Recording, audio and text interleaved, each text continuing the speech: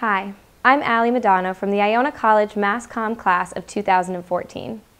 Over the last few years, our YouTube channel has featured interviews with notable individuals such as Eli Manning, Mariano Rivera, Barry Manilow, County Executive Rob Astorino, and so many more. This next interview, however, with Iona alum Pat Quinn, will tug at your heartstrings. Quinn, a former rugby player, graduated from Iona in 2006, and just a few years later was diagnosed with ALS. Professor Mike Demergis sat down with Pat for what was a very emotional interview. Here with Pete Kelly from the class of '94 and a very special guest, Pat Quinn, class of '06. And Pete, we're kind of routing the troops for a very special cause for Pat. Why don't you tell us about that? Yeah, so he and I have become pretty tight over the last 6-7 months, and I got wind of Pat's situation, and he'll tell the story, last fall, and then that's when we connected. And when I heard about it, being a former rugby guy, it really hit home. So we're just, as you said, Mike, rallying the troops and trying to, my thing is create awareness, because once you meet them and once you hear the story, you want to get involved. I'm a little bit nuts when it comes to this stuff, but I think you have to be. Fundraising and doing the right thing for people is something I specialize in. And without getting into too much detail, my wife just went through a major surgery. She's doing great.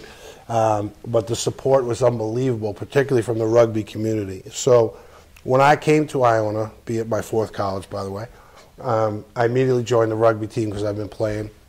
And a lot of guys pressured me, join a fraternity. I said, I don't really need to, because rugby is its own fraternity. So with Pat and now my current club, White Plains Rugby, we're all hanging out, all getting to know them, and it's just been great. And it's something that I think that if by being here, Mike and Rudy, and having just create additional awareness to support this great kid. And that's what we're here for. So I'll let him tell the story, because it's his story. Okay, Pat, it's a very touching story and an important story, not just for the Iona community, but just for being a person.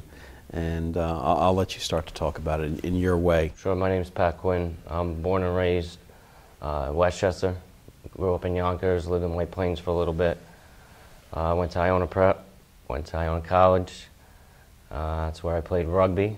Met some of the best guys in my life, still guys that are sticking to me, supporting me through this tough time. I always start this story with, it started around 2011, played in a softball tournament, and we played all day. We had a really good team. We won the tournament, and the next morning my left arm was twitching. I knew something was wrong, but I just figured it was fatigued. It was a long day, and I just let it go. But 2-3 weeks down the road, my left arm was still moving.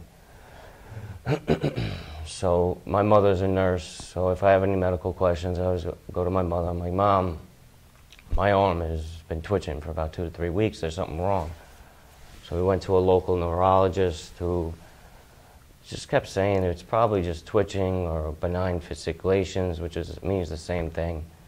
But he's like, I'm not 100%, so let's look into this a little deeper. Is when they do EMGs, it's they put a needle in your arm, they test your nerve conduction and test the reaction time.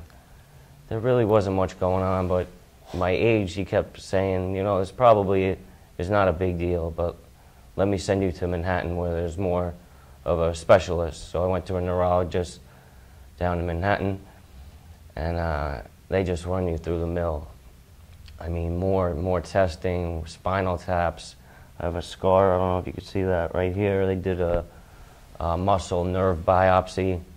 They did brain scans, they did MRIs, and it took almost 2 years, a little less, to the point where he was still not 100%. They were going back and forth between motor neuron disease, which is ALS, and multifocal motor neuropathy.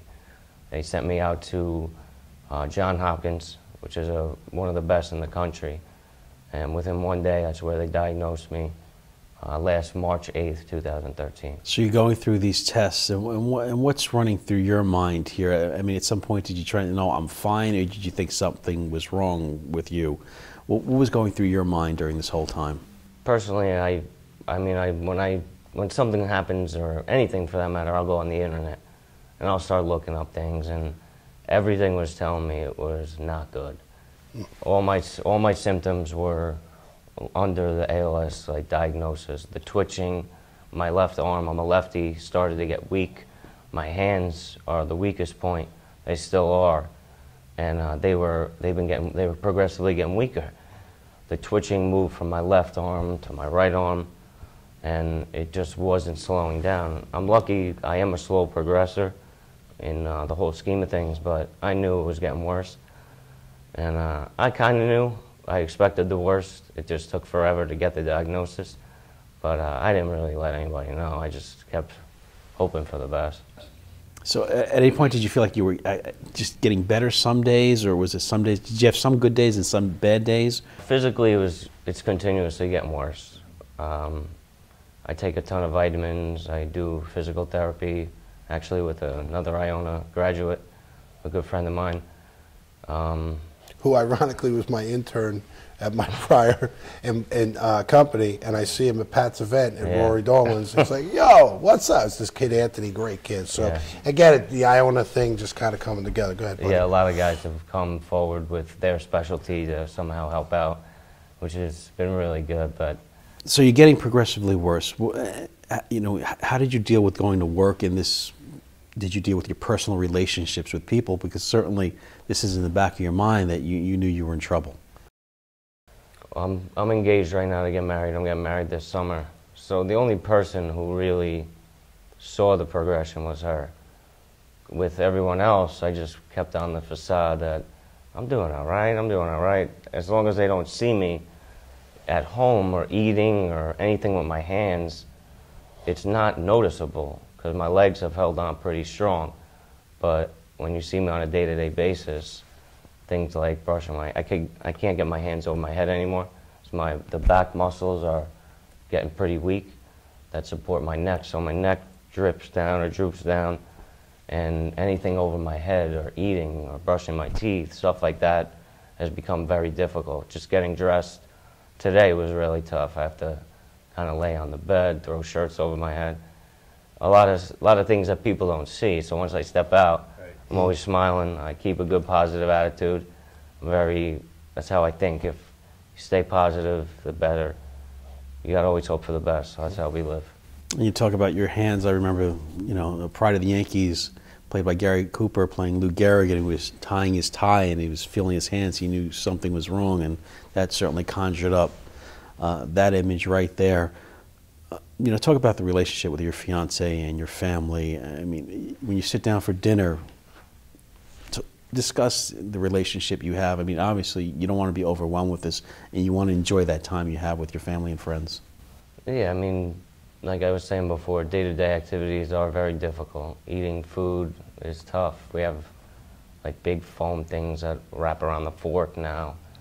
You got to be in particular with what you're going to eat. A steak ain't the easiest thing to cut anymore. I mean, I've accepted the fact that I can't do it, so I'm more open to asking now, which wasn't always. I'm hard-headed. I want to do everything on my own. I want to try and keep things as normal. You're Irish, and you went to Iona, and you're hard-headed? Yeah, well, okay, I just want to make sure. Okay. Right. Yeah. But I'm starting to accept the fact that I do need help. I need as much help as I can get.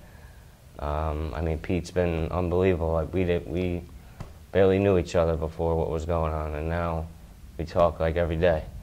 He's just been supporting me every step of the way since we met, and it's people like that that just keep me going. He's been backing me through fundraisers. He's gathered pretty much a whole community besides Iona Rugby, who have been great. The White Plains Rugby Club has been right there as well. So it's great to see support.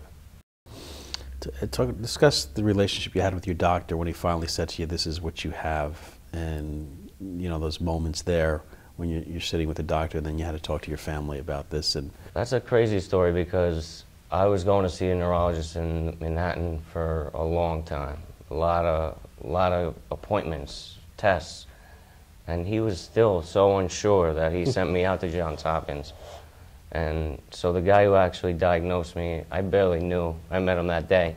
You show up to Johns Hopkins, it's like the DMV. There's lights and tickers. You get a number, you go in the back. And then after they did pretty much every test I did in one day, and that afternoon is when they told us.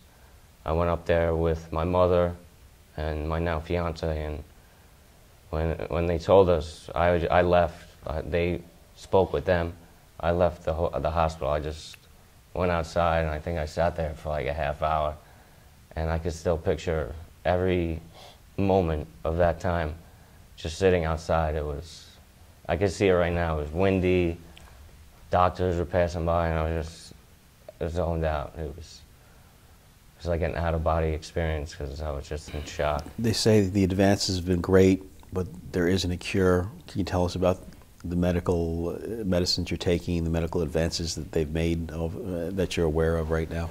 Sure. I mean, I research everything. I need to know everything that's going on. So I go to research seminars. I go to tons of doctors. Like I said before, the internet's got stuff out there, so you got to take it for what it's worth. And I mean, from what I've been told, in the last 12 years, they say the last 6 years previous was okay, maybe a 30% increase, but the last 3 to 6 years, the increase in research that's been done is by leaps and bounds. It's unbelievable. There's more doctors, there's more funding. I hate to sound positive about the funding because that's something, it's ALS in particular is a very underfunded disease. People usually don't last long enough to remain in trials, and with a life expectancy of 2 to 5 years, people like Big Pharma aren't interested in putting money behind people that may not last. So it's a tough disease to get people to get behind you with, but we're trying to do what we can. And speaking of trying to do what we can for the Iona community, and that's where you come in, Pete, what can we do to help Pat along the way and make him as comfortable as possible and support him emotionally, financially, and spiritually? Yeah, I think that the key is, I'm talking to some really, really great guys who went to prep about doing a few things. We're going to do the golf outing June 16th. Then we have a fundraiser August 23rd up in my old town of Armonk at a swim club, which will be as much as a party as a fundraiser. But, Pat, Jen, and his father and I had dinner last week, and I think we're pretty clear to try to map out a plan. And I think once we have that plan, maybe we can start talking. But I think it's really going to be more Pat and Jen, little things like the vitamins. What kind of vitamins? How can we help? But then, them in their home, outfitting their home in such a way that's going to work for Pat. So awareness, Mike, that's the key right now. Because as I said, and I just keep saying it to everyone who will listen, once you get to meet and once you know the story, people are supporting it. So, Pat, what are some of the things that help you? Is it a phone call from a friend? Knowing that people care, does that thing really help? Like I said, day-to-day activities get difficult. I go to trainers twice a week. I go to chiropractor twice a week. It's about filling your schedule. If the more people that reach out, I have some great friends, family's been supportive.